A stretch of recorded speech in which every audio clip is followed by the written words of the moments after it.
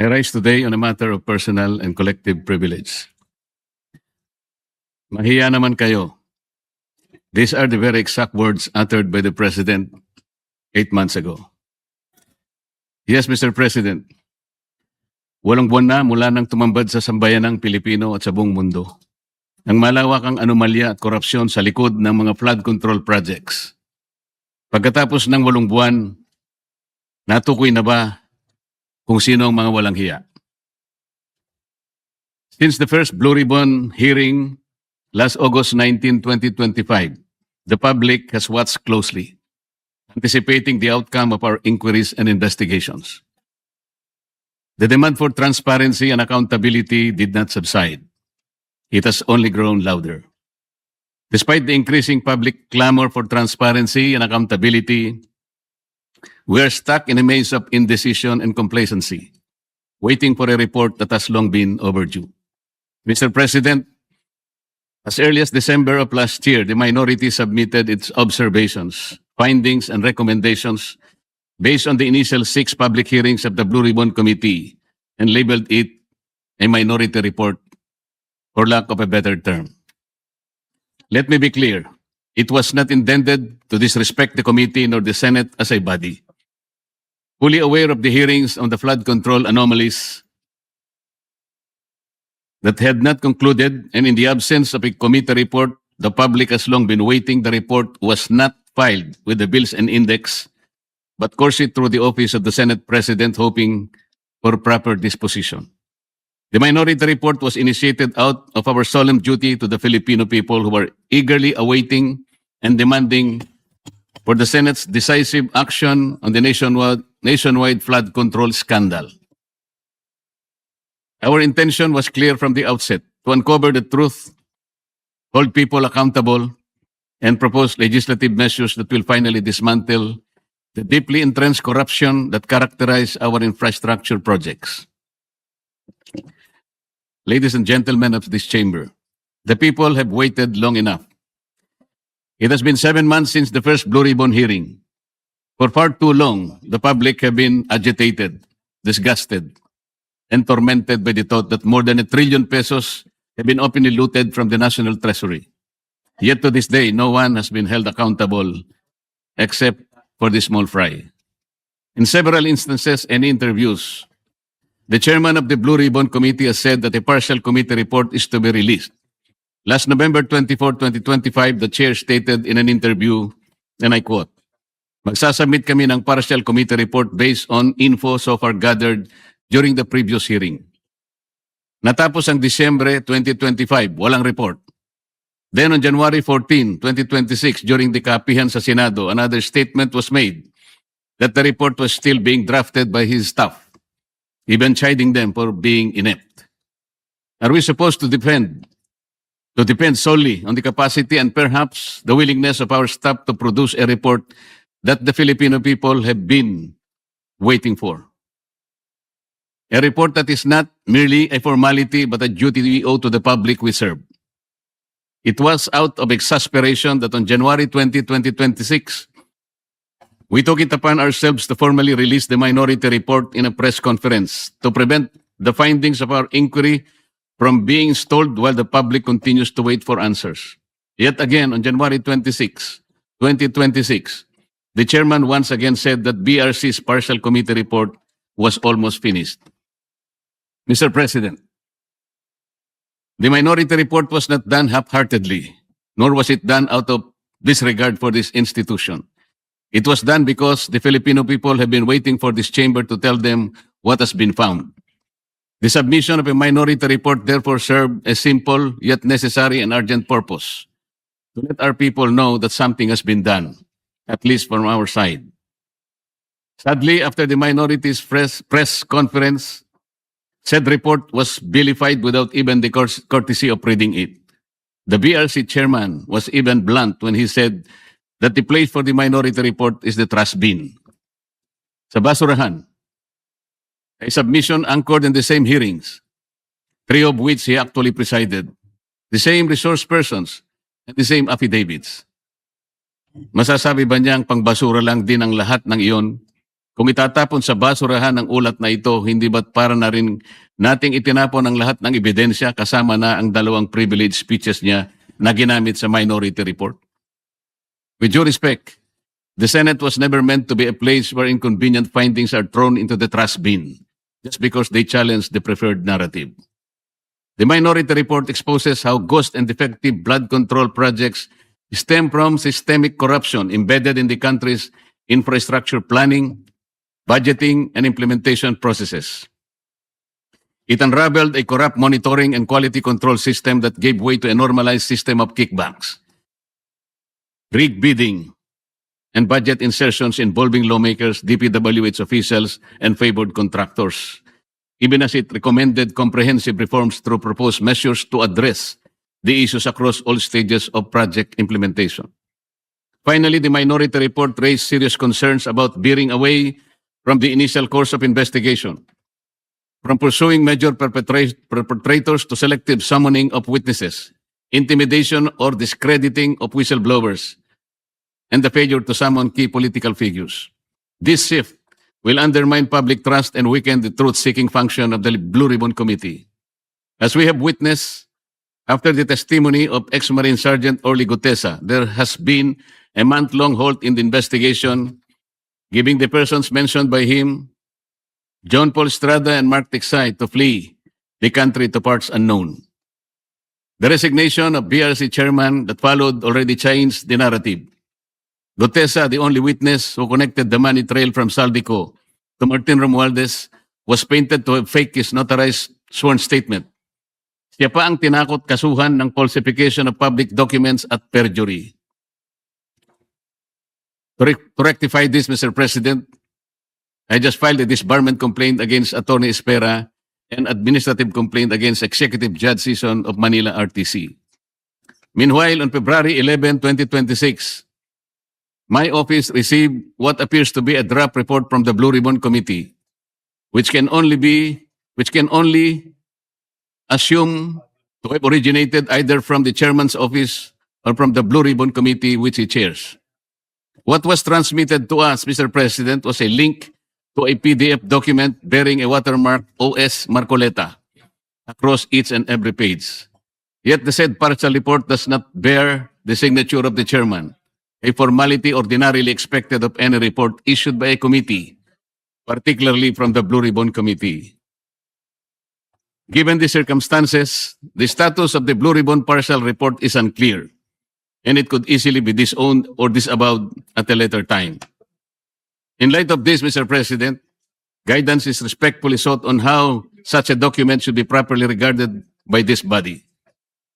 The same people were hell-bent on criticizing the manner by which the minority report was submitted, yet they have no qualms circulating a supposed committee report in a manner that lacks even the most basic formalities expected of an official document of this institution. Maybe because of the following observed weaknesses.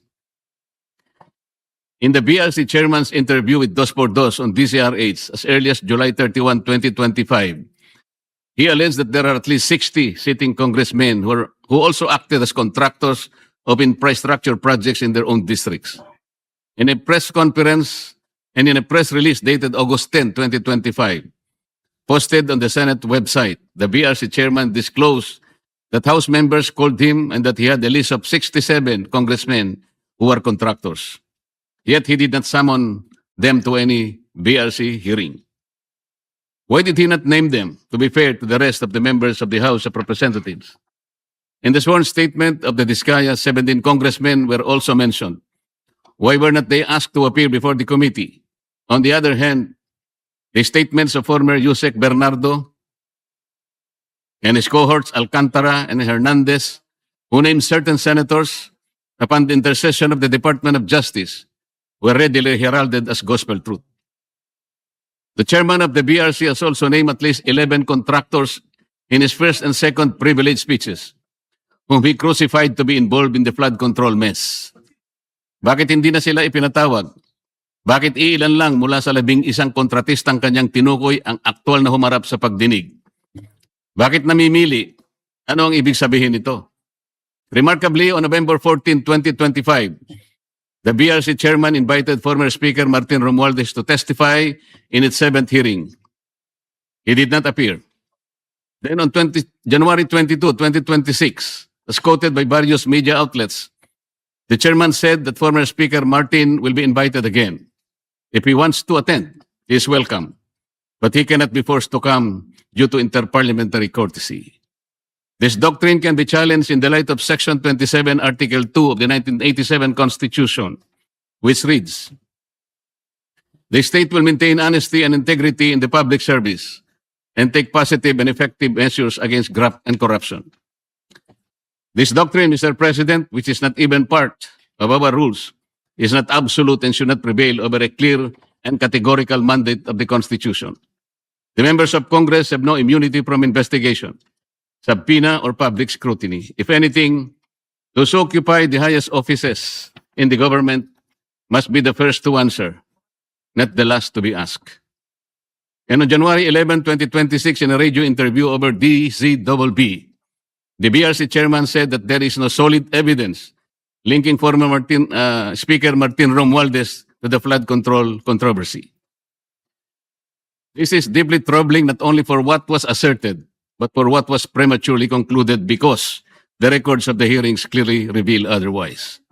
First, Gutesa, who appeared and categorically linked him to the controversy. Second, Saldico, in his several video feeds, identified him and others as the principal actor of this most despicable scandal. Third, at least 2 out of the 17 congressmen in Vizcaya's list reportedly referred to Martin Romualdez. Sa mga unang pagdinig ng Blue Ribbon Committee sa ilalim ng pamumuno ng kasalukuyang chairperson, iminungkahi ko po, Ginoong Pangulo, na anyayahan din si dating Governor Luis Chavit Singson na nagpahayag din ng kahandaan at kagustuhan na dumalo upang tumistigo sa mga flood control projects sa Ilocos. Wala rin pong nangyari, Ginoong Pangulo. We are now seeing a clear pattern in this mambo-jumbo that whenever a witness points to former Speaker Romualdez as being linked to the controversy, the credibility of that witness is quickly placed in question. In an ambush interview at the Senate on November 14, 2025, by various media outlets, the BRC chairman clarified that a remote sworn testimony will be allowed only if Saldico appears before Philippine Embassy or Consulate, and a request for a Zoom meeting under oath will be valid. First, Saldico fears for his life and therefore he cannot go to any Philippine embassy. Kung si Gutesa nga ay bigla na lang naglaho na parang bula. Sa halip na suportahan at pakinggan ang mga naglalantad ng katotohanan, sila'y pinababayaan at nailalagay pa sa panganib. Second, the statement is incorrect because under the Apostille Convention, which the Supreme Court already implemented under OCA Circular number 210-2023, Saldico can take his oath before any commissioned notary in Portugal or elsewhere in Europe. He doesn't have to do it before a Philippine consular office. All he has to do is for his sworn statement to be apostilled in that foreign country, and it will have the effect of a statement sworn before a Philippine consulate. In the 8th hearing on January 19, 2026, the BRC chairman stated, "Let me emphasize the point, or one point. We always go where the evidence leads us. We do not target any particular person, nor do we have the intention to cover up for anybody." If that is truly the guiding principle of this investigation, Mr. President, then several matters should have been highlighted and pursued with equal vigor. For instance, on November 18, 2025, he made a revelation during the plenary debates of the 2026 budget on general principles in the presence of DBCC officials. Sinabi niya na base sa usapan nila ni Yusek Bernardo, meron siyang may mga taong nagne-name drop sa Pangulo, tulad ni na Yusek Adrian Bersamin at Yusek Traidgib Olaybar, na nagutos kay Saldico na ipasok sa BICAM yung insertions ng 100 billion. Panoorin po natin ang video, Mr. President.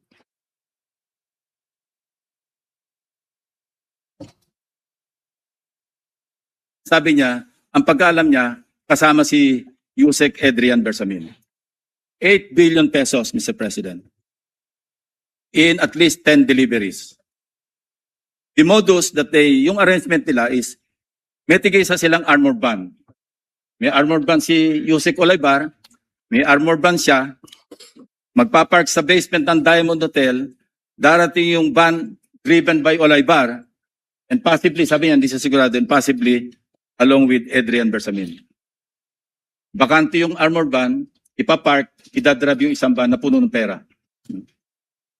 Ranging from 800 million hanggang 2 billion. Umabot ng 2 billion only because sometime in March, yung kanyang date na sinasabi from, I think, March hanggang April, yung delivery. Very good nga raw siya, sabi ni Yusek Olaybar, kasi nakakapag-deliver. Ang biggest kasi naipon, because March 11,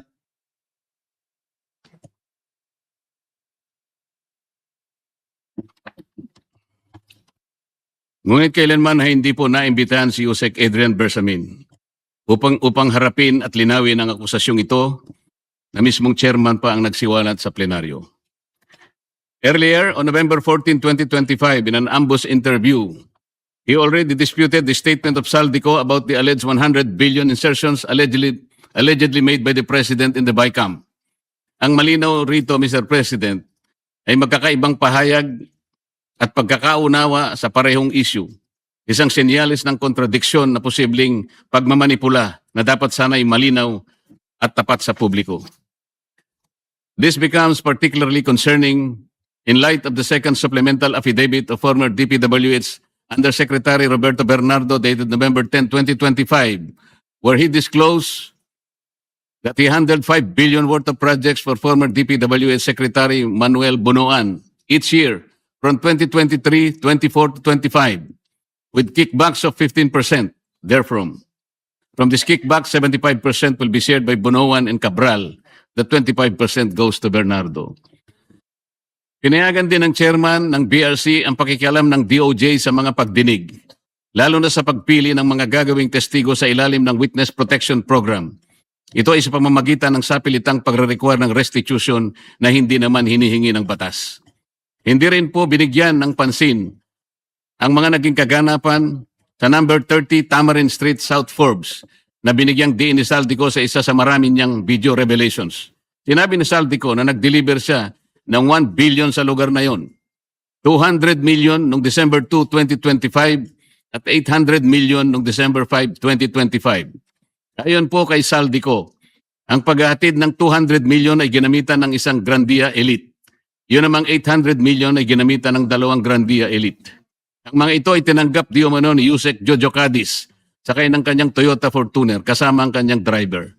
Ang mga perang ito ay inihatid daw sa bahay ng Pangulo sa Naray Street gamit ang mga nabanggit na mga sasakyan. Ang dami pong dapat inimbitahan upang linawin at maimbestigahan ang bagay na ito.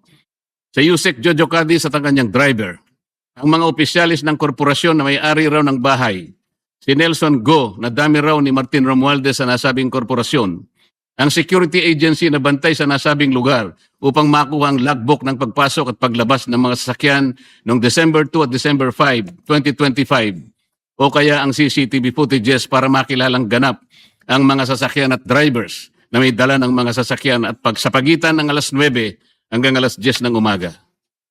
Sa halip, ang tinawag po ay dalawang babae na nagtakip pa ng mukha at hindi nagbigay ng sworn statement sa mga miyembro ng BRC.